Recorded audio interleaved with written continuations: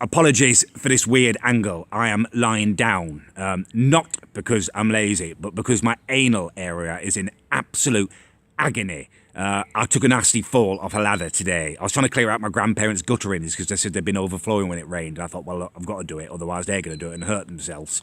Found the ladder. It was a rickety old thing, and I was a little bit dubious in the first place, but I thought, you know what, it's a bungalow, it's a few feet, I'll just jump off if anything happens.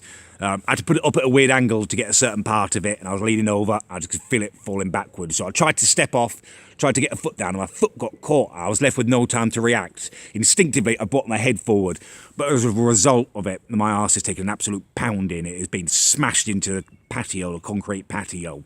It could not have happened at a worse time. Number one, because I was meant to be playing football with my old mates there, making a video about it.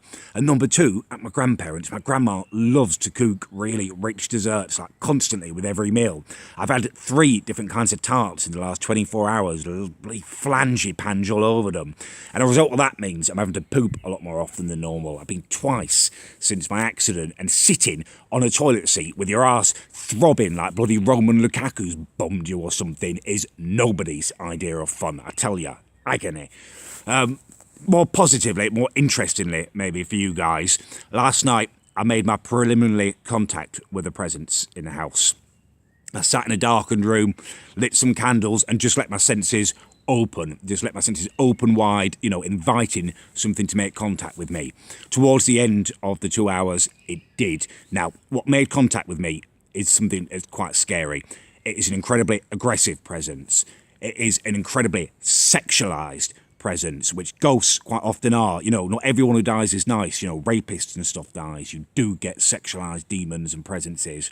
And number 3, it was a very, very masculine presence. So this evening, I am going to proceed and try and confront this, but I'm going to need to be incredibly careful and protect myself, because in my state, the last thing I need is some bloody ghost trying to have its wicked way with me. So I will proceed. I'm going to set up a proper camera for it, and I will, let you know what happened. You'll have to wait till I get home for that video, though. My grandparents haven't got proper internet here. I'm having to just record this on my phone so I can just stick it on using my 4G. But yeah, I need to edit together when I use my proper camera. I did ask them, have you got wireless yet? When I got here, my grandma was like, we've had a wireless years. I was like, oh, brilliant. What's the password? Whereabouts is it? And she toddled off to get something.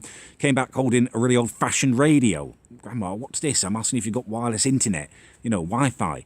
And she had a good laugh and chuckle about it and said, apparently, it turns out old people call radios the wireless. I don't really understand it, but there's an awful lot I don't understand about about everyone, to be honest with you.